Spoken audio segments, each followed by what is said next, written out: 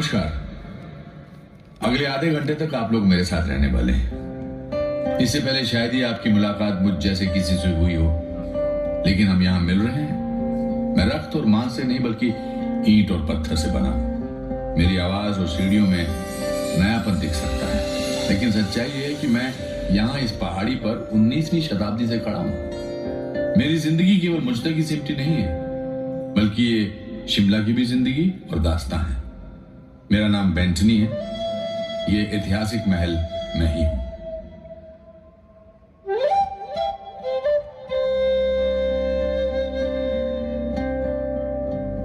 एक ऐसा भी समय था जब मैं यहां नहीं था। यहां कोई शहर नहीं था, ऊंची ऊंची इमारतें नहीं थी, बस एक पहाड़ी और घना जंगल। लेकिन उस पहाड़ी और जंगल में जीवन था, जीवंतता थी, भरपूर जिंदा दिली थी। ये पशु पक्षियों से गुलजार था। 18वीं शताब्दी के अंत में शिमला के पूर्व में नेपाल एक शक्तिशाली राष्ट्र बनकर उभर रहा था। 19वीं शताब्दी के पहले दशक में नेपाल के गोरखों ने आज के हिमाचल प्रदेश के एक हिस्से पर कब्जा कर लिया। इन पहाड़ियों में इन साहसी योद्धाओं ने कुछ स्थानीय शासकों को पराजित किया। महाराज, हम क्या करें? अगर उन पर जरा सी भी आंच आई तो वो हमें मसल कर रख देंगे, इसमें कोई शक नहीं। अंग्रेज भारत में आ गए हैं। उनकी ईस्ट इंडिया कंपनी बहुत शक्तिशाली है और उनके पास विशाल सेना है। चलिए उनसे सहायता मांगते हैं। उनका मदद करें? But why? East India company के डायरेक्टर्स हमें लोगों का सहायता करने के लिए पैसा नहीं देते। हम यहाँ कंपनी के शेयर होल्डर्स के लिए पैसा कमाना आए हैं, न कि सुदूर पहाड़ियों में किसी का मदद करने के लिए। कुछ वर्षों तक कंपनी शांत रही। हिमालय की निचली पहाड़ियों में भारी परिवर्तन होते देखती रही। फिर पूरे यूरोप और भारत के अन्य हिस्सों में कई ऐसी घटनाएं घटी जिनके चलते ब्रिटिश को इन पहाड़ियों में सेनाएं भेजनी पड़ी।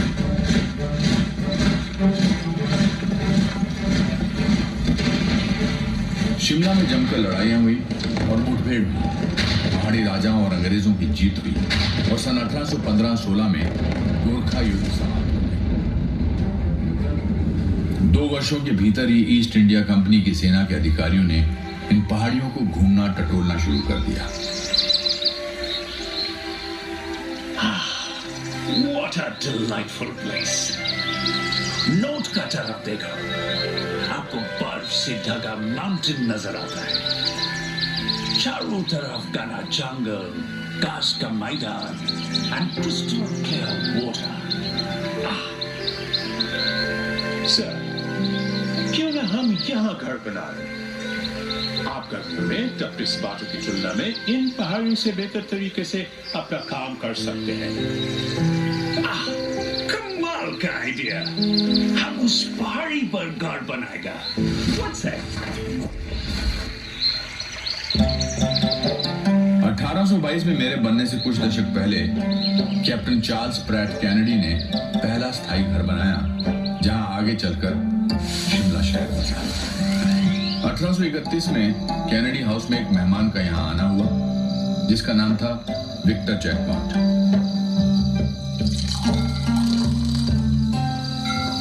मॉन्सियर, ये गांव तो राइसो, निकामो और रोकियो के लिए एक रिजॉर्ट है। मॉन्सियर जैकमॉट, एक बॉटनिस्ट होकर भी आप कितना अच्छा मजाक करते हैं। शुक्रिया कैप्टन केनेडी, मुझे हफ्तों से पानी का स्वाद नहीं मिला है। आपका भरा हुआ सेलर देख के मजा आ गया। कुछ वर्षों के भीतर मेहमान नवाज कैनेडी के यहाँ और भी कई खास मेहमान आए। गवर्नर जनरल लॉर्ड एमहर्स्ट का 1828 में आना हुआ और उसके अगले वर्ष ब्रिटिश इंडिया आर्मी के कमांडर इन चीफ लॉर्ड कॉम्बरमेयर यहाँ पधारे। तब तक ये छोटा सा गांव ही था। कॉम्बरमेयर का यहाँ आना शिमला की तब्दील के लिए एक अच्छा संकेत था। यहाँ सबसे पहले इमारतों का निर्माण कार्य उन्होंने ही शुरू किया। एक झील के ऊपर उन्होंने एक वाटर टैंक और पुल बनवाया, जहाँ आज भी उनका नाम लिखा हुआ है। 2 वर्ष बाद 1830 में पटियाला और कंथाल के शासकों से यहाँ की मुख्य जमीनें ले ली गई जिन पर यह शहर बसा है। ऐसा लगता है ये जमीन मेरे आगमन के लिए ही तैयार की जा रही थी। वर्ष 1831 तक इस जगह पर 60 घर थे। इस जगह को अलग अलग नामों से जाना जाता है, शुमला, शिमला और शिमला। हो सकता है कि ये नाम पटिया से पाटे गए और छोटे मंदिर शिमलिया या स्थानीय देवी शमला देवी के नाम पर ही है, लेकिन ये चीज इतिहास के पन्नों पर कहीं खो गई है और इस बात को हम निश्चित तौर पर शायद कभी नहीं जान पाएंगे। मुझसे ठीक नीचे उतरने वाली सड़क पर कालीबाड़ी मंदिर है। मुख्य प्रतिमा काले रंग के संगमरमर की बनी है, जिसके पीछे शिला रूप में 2 मूर्तियां हैं। ऐसा माना जाता है कि ये प्रतिमाएं अपने मूल रूप में हैं, जो जाकू पहाड़ी पर स्थित मंदिर की है। कुछ रोम की तरह शिमला में भी 7-8 पहाड़ियां हैं। पश्चिम में प्रॉस्पेक्ट हिल है, जिस पर कामना देवी का मंदिर है। पश्चिम में ही समर हिल है और पॉटर्स हिल भी है। फिर ऑब्जर्वेटरी हिल है, जिसके ऊपर पुराना वाइसरीगल लॉज है। इससे सटे ही इनवरम हिल है, जहां स्टेट म्यूजियम है। तो जाकू पहाड़ी है, जिसके बारे में मैंने अभी आपको बताया है। और फिर इलीसियम हिल है, जो इसी का विस्तार है। इस पर ऑकलैंड हाउस स्कूल व अन्य इमारतें हैं। और अंत में यह पहाड़ी है। जैसा कि आप अनुमान लगा सकते हैं, इसे बेंटनी हिल कहा जाता है। लेकिन शिमला में अलग अलग धर्मों के कई पवित्र स्थान हैं, जो एक दूसरे के आसपास ही। क्राइस्ट चर्च शिमला का सबसे पुराना चर्च है और ये रिज पर है। यह आसमान में शहर के हस्ताक्षर जैसा लगता है।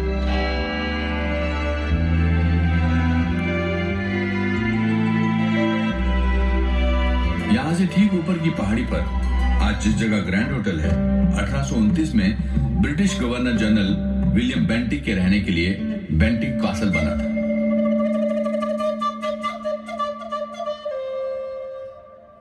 बेंटनी यानी कि मैं जहां हम बैठे हैं थोड़ा नीचे था और इसका नाम भी माननीय के नाम पर ही था। 1880 के दशक में सिरमौर राज्य के राजा शमशेर प्रकाश ने शिमला में कई जमीनें खरीदी। यहाँ ये बता देना जरूरी है कि सिरमौर शिमला के ठीक पूर्व में स्थित है और यहाँ गोरखों के साथ कई भीषण लड़ाइयां लड़ी गई। फिर उन्हीं जमीनों में से एक कैप्टन गॉर्डन का भी कॉटेज था। राजा शमशेर प्रकाश के सुपुत्र और राज्य के वारिस राजा सुरेंद्र विक्रम प्रकाश ने अपनी निगरानी में से कर यहाँ एक आलीशान महल बनवाया। इसके लिए राजा ने मिस्टर टीईजी कूपर की सहायता ली और 20वीं शताब्दी की शुरुआत के साथ शिमला के सुंदर किरदार का मैं भी एक हिस्सा बन गया। अब मुझे करीब से देखिए, मैं पूरी दरिया दिल्ली के साथ बना हूं। मेरे सामने का हिस्सा वास्तुशिल्प कला का अनूठा नमूना है। मेरी बेल बूटेदार सजावटें और तराशे गए दीवार गिर देखने में एल्प्स की इमारतों जैसे लगते हैं। मेरी छत पर बुर्ज बने हुए हैं और बरामदे के ऊपर पगोड़ा है, जिसमें सरदोजी का काम किया गया है। मेरी गिनती शिमला की प्रसिद्ध इमारतों में होती है। किसी ने मुझे सिरमौरी ब्रॉक शैली का अद्भुत रूप बताते हुए मेरी और मुझे बनाने वालों की उत्तम प्रशंसा भी की। साल दर साल बीतते चले गए और मेरी उम्र बढ़ती गई। मेरे किरदार में कई पहलू जुड़े। दोनों विश्व युद्धों के दौरान सिरमौर के राजाओं ने अंग्रेजी सरकार के सैनिकों के लिए मेरे उपयोग की अनुमति दी।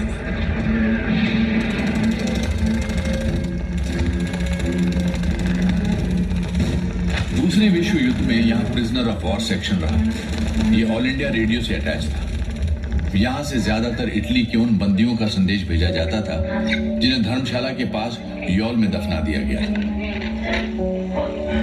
आजादी की ठीक बाद मशहूर अखबार द ट्रिब्यून जो लाहौर में था, यहाँ से छपना शुरू हो गया और इसके चंडीगढ़ शिफ्ट होने तक यही चलता रहा।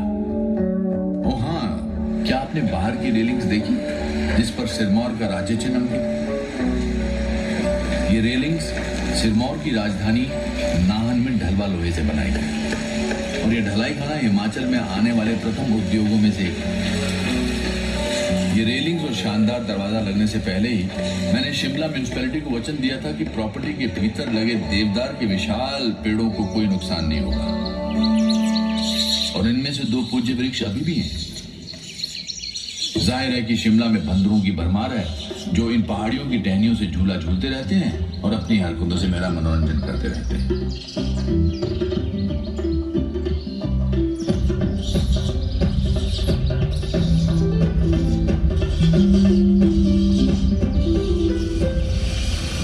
भारत की आजादी के ठीक पहले मुझे दरभंगा महाराजा के हाथों सौंप दिया गया। 1957-58 में दरभंगा के महाराजा सर कामेश्वर सिंह ने पंजाब सरकार को एक प्रॉपर्टी किराए पर दी। शुरू में पंजाब सरकार की कई विंग्स और बाद में हिमाचल की पुलिस कई वर्षों तक यहां रही। शिमला इतना भव्य था कि हिल स्टेशंस की क्वीन कहलाता था। मेरे सामने वाली सड़क के उस पार टेलीफोन एक्सचेंज है और टेलीग्राफ ऑफिस है। ये दुनिया के पहले ऑटोमेटिक टेलीफोन एक्सचेंज में से एक था। पास ही में YWCA है और इस जगह पर कभी मौसम विज्ञान का कार्यालय था।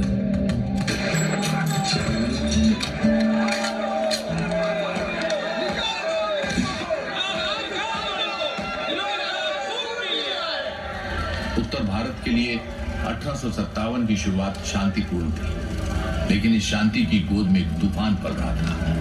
ये तूफान भारत की आजादी की पहली लड़ाई के रूप में दिखा और इसने भारत में ईस्ट इंडिया कंपनी के क्रूर शासन की जड़ें हिला दी। सेवकों ने अभी बाजार में सुना है कि शिमला के पास के जटोक कंट्रोल के लोगों ने भी विद्रोह कर दिया है। बकवास, वो कभी भी नमक हरामी नहीं करेगा। वो हमारे खिलाफ खड़े नहीं होगा। शिमला बैंक यहाँ से थोड़ी दूरी पर ही है, जहाँ आज ग्रैंड होटल है। अधिकांश यूरोपियंस वहां इकट्ठा हो गए थे। हालांकि भारत में अंग्रेजों के अन्याय और अत्याचार के खिलाफ इस विस्फोटक क्रांति का प्रभाव शिमला के अधिकांश हिस्सों में ना के बराबर था, लेकिन बाकी देश में इसकी आग भड़क हो गई। इसके भयंकर परिणाम देखने को मिले और पूरे के पूरे गांव में आग लगा दी। शक्तिशाली और लुटेरी ईस्ट इंडिया कंपनी का अस्तित्व समाप्त हो गया और सारे अधिकार व शक्तियां ब्रिटानिया हुकूमत ने अपने हाथों में ले ली। अब भारत सरकार के प्रमुख का पदनाम गवर्नर जनरल ऑफ इंडिया और वाइसराय कर दिया गया।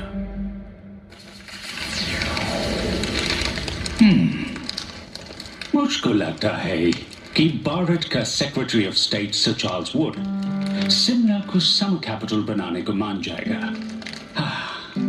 I cannot stand the heat। और मैं भारत में इसको काफी झेल चुका है। सर जॉन, उस उमस भरा कलकत्ता का गर्मी में जितना काम हम 10 दिन में पूरा करेगा, वो तो यहाँ 1 दिन में हो जाएगा। 1864 में सर जॉन लॉरेंस के वाइसरॉय बनने के बाद शिमला शहर आधिकारिक रूप से भारत की ग्रीष्मकालीन राजधानी बन गया। हालांकि इसे समर कैपिटल का नाम तो दिया गया, लेकिन वर्ष के अधिकांश समय सरकारी कामकाज यहीं से होता था और फिर जाड़े के महीनों में शिमला से कोसों दूर कलकत्ता चला जाता था और उसके बाद नई दिल्ली। ये गांव शक्ति का केंद्र बन गया था। वायसराय के शिमला के थंडर क्लाउड हाउस से धरती पर मनुष्य की आबादी के 5वें हिस्से पर शासन चला करता था। क्या कोई लड़ाई चल रही है बाबा? इतने सारे लोग हाथियों और घोड़ों पर बड़े-बड़े बक्से लादकर कहां ले जा रहे हैं? वो बस भारत सरकार की फाइल्स और पेपर्स कलकत्ता से शिमला और शिमला से कलकत्ता ले जा रहे हैं। ओह, क्या तुम्हें पता है कि जब भारत सरकार कोई फैसला लेना नहीं चाहती तो वो क्या करती है? क्या करती है बाबा?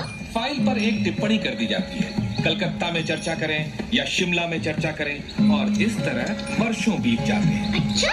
और तब तक उस अधिकारी के रिटायर होने या वापस इंग्लैंड जाने का समय हो जाता है। ओह, ऐसी बात।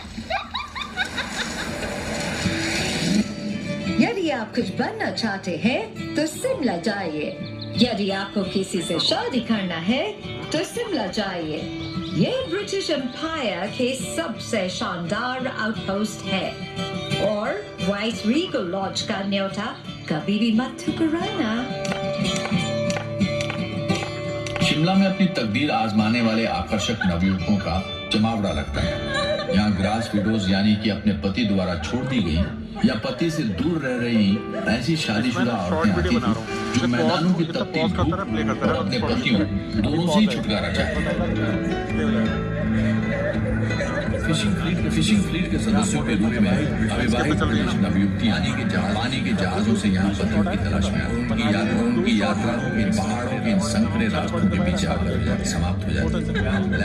ब्लैक हार्ट्स नामक एक गुप्त क्लब था जिसके सदस्यों को ओपन रिलेशनशिप में रहने की छूट नहीं थी, लेकिन इसके उलट खुले संबंधों को कभी रोका नहीं जा सका।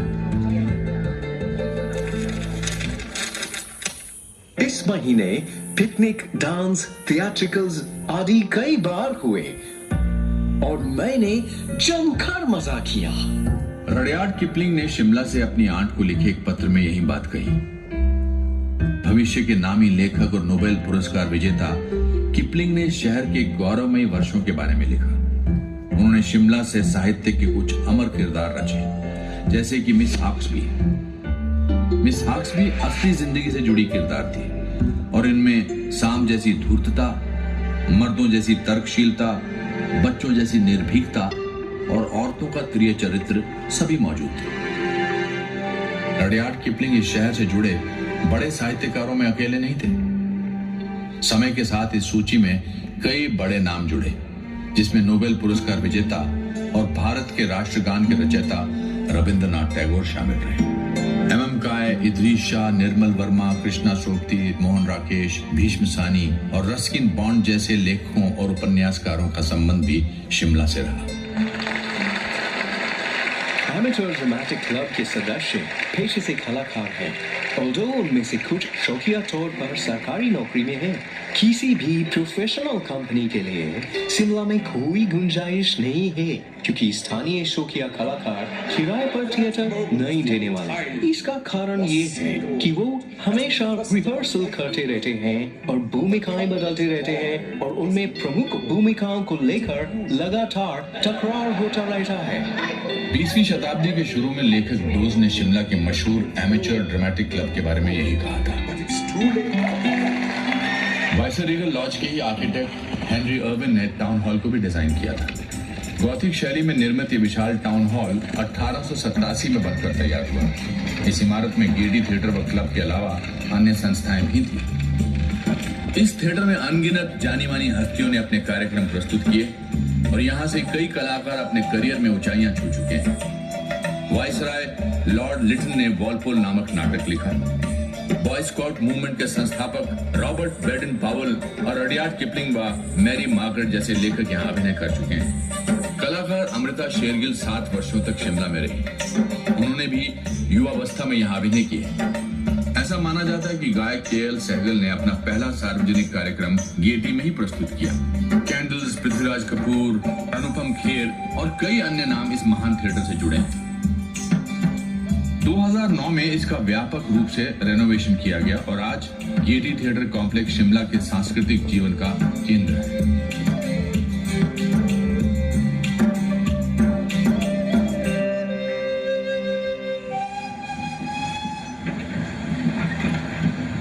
उन्नीसवीं शताब्दी के अंत में दुनिया तेजी से बदल रही थी। पहली औद्योगिक क्रांति का प्रभाव दुनिया के कोने कोने में दिख रहा था। स्टीम रेल इसी बदलाव का एक बहुत बड़ा हिस्सा थी।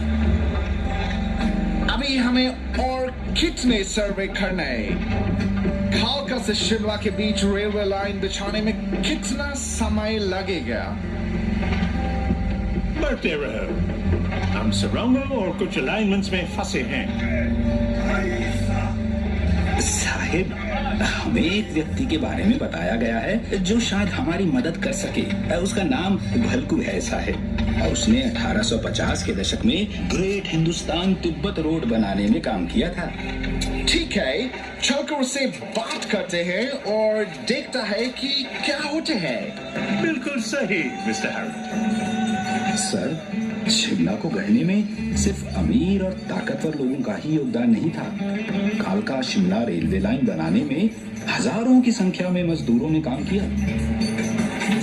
लोगों की माने तो जब रेल पटरी का निर्माण शुरू हुआ तब भलकू, जिसने 1850 में ग्रेट हिंदुस्तान तिब्बत रोड बनाने में काम किया था, उम्र दराज हो चुका था कहा जाता है कि चीफ इंजीनियर और रेलवे के एजेंट एच.एस. हैरिंगटन के आगे आगे एक लंबे कद के कर्मचारी के साथ चलते हुए उसने रेलवे लाइन निकालने का रास्ता दिखाया। स्थानीय लोरियों में बताया जाता है कि उनके ग्राम देवता ने सपने में आकर उन्हें इस रेलवे लाइन का रास्ता बताया था और कुछ लोगों का मानना है कि कालका और शिमला के बीच 19 स्टेशनों से गुजरने वाली इस पटरी का खाका उन्होंने ही तैयार किया। आज कालका शिमला रेलवे लाइन यूनेस्को की विश्व धरोहर सूची में शामिल है।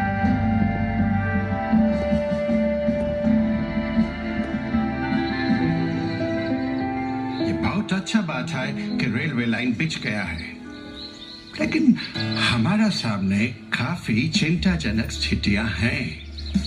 ब्रिटिश राज को टी पार्टी की तरह नहीं चलाया जा सकता है। एनाडेल में गर्मी का ये बेहद सुहावना दिन है। हमारे चारों ओर फैले देवदार की ये सुंदर पेड़ इस माहौल को काफी खुशनुमा बनाते हैं।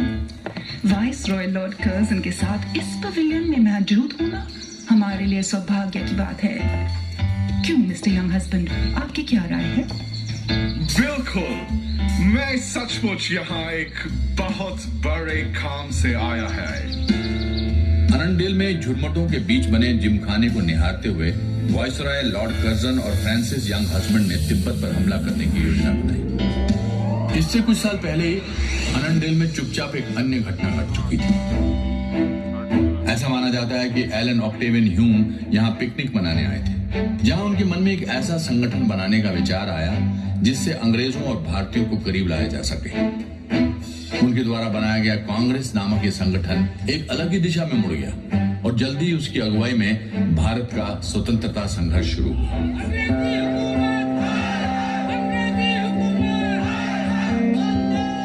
एक बात और, डुरंट फुटबॉल टूर्नामेंट जो आज भी खेला जाता है की शुरुआत अनंडेल से हुई।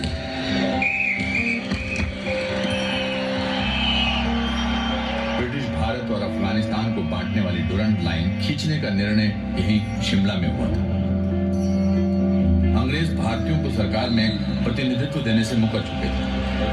जलियांवाला बाग में हजारों निहत्थों को मौत के घाट उतारने वाला जनरल डायर उस समय शिमला में भी रह चुका था। अब शिमला की पहाड़ियों से भी आजादी के लिए आवाजें निकली।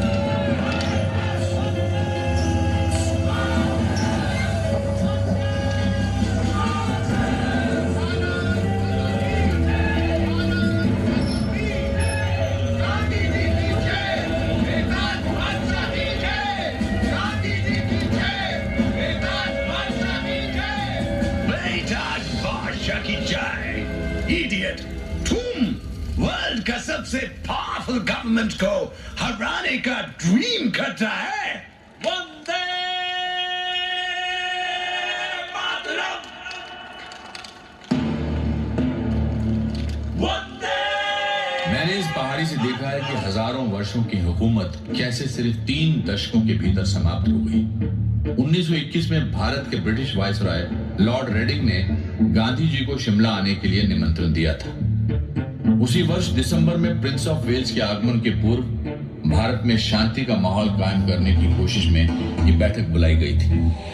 दमनकारी रॉलेट एक्ट 1919 के विरोध में देश भर में गांधी जी द्वारा चलाए जा रहे आंदोलन की लहर से अंग्रेजी राज पहले ही घबराया हुआ था। इस काले कानून के तहत किसी भी भारतीय को बिना कोई कारण बताए अनिश्चित समय के लिए जेल में डाला जाता था। उनका कहना था, नो दलील, नो वकील, नो अपील।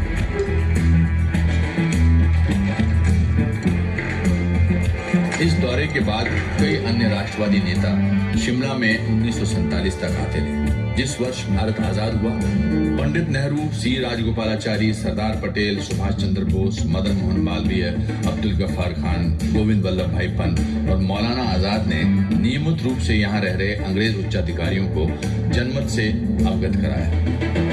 कुछ समय के लिए पाकिस्तान के निर्माता मोहम्मद अली जिन्ना का भी शिमला में एक घर था। 1939 में दूसरे विश्व युद्ध की शुरुआत के साथ सरकार का शिमला आना जाना बंद हो गया, लेकिन यहाँ अनेक बैठकें और सम्मेलन आयोजित होते रहे। 1939 में ही शिमला की पहाड़ियों में हिमालय रियासती प्रजामंडल एक राष्ट्रवादी संगठन के रूप में सक्रिय हो गया। शिमला में आजादी के आंदोलन के अग्रणी नेताओं में भागमल स्वथा, पंडित पद्मदेव, मनशाराम, डॉक्टर केदारनाथ, लाला हरीशचंद्र और अमरीकी सत्यानंद स्टोक्स शामिल रहे। महिलाओं ने भी जमकर साथ दिया। लक्ष्मी देवी, कमला देवी, सत्यवती और लज्जा वर्मा जैसी महिलाओं ने इस स्वतंत्रता आंदोलन में बढ़ चढ़कर हिस्सा लिया। आजादी के बाद सिरमौर के डॉक्टर वाईएस परमार हिमाचल प्रदेश के पहले मुख्यमंत्री बने। 1947 में वायसराय लॉर्ड वेवल ने शिमला सम्मेलन का प्रस्ताव रखा। उम्मीद थी कि इस सम्मेलन से देश को एकजुट रखते हुए भारत की आजादी के स्वरूप का हल निकलेगा। 1946 में कैबिनेट मिशन भारत आया। भारत की आजादी और भारतीय उपमहाद्वीप के विभाजन से जुड़े कई प्रस्तावों को शिमला में निश्चित रूप दिया गया।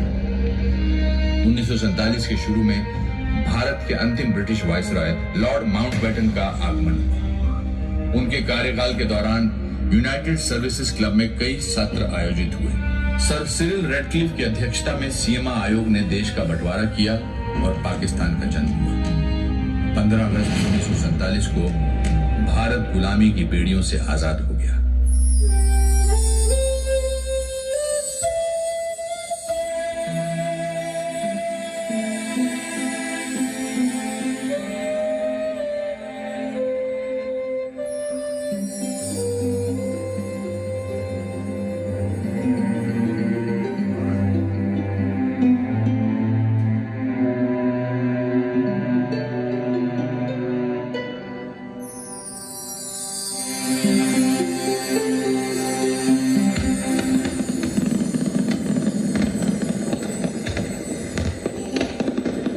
तेजी से वर्ष दर वर्ष बीतते चले गए और 1 नवंबर 1966 को शिमला पंजाब से अलग होकर हिमाचल प्रदेश की राजधानी हुई। फिर 1972 में बांसकोट में भारत और पाकिस्तान के बीच शिमला समझौते पर हस्ताक्षर हुआ। बांसकोट ही आज का राजभवन है। विस यूनिटा फ्रंटियर यानी एकता में बल। पहले के सिरमौर रियासत का यही ध्येय वाक्य था, जिनका राज्य चिन्ह इस आलीशान इमारत की रेलिंग्स पर अंकित है। और शिमला या शिमला, इस बारे में क्या कहेंगे? आप किसी भी नाम से इस जगह को पुकार सकते हैं। कुछ ही ऐसे देश होंगे जहां के किसी अकेले शहर का इतिहास शिमला जैसा समृद्ध हो।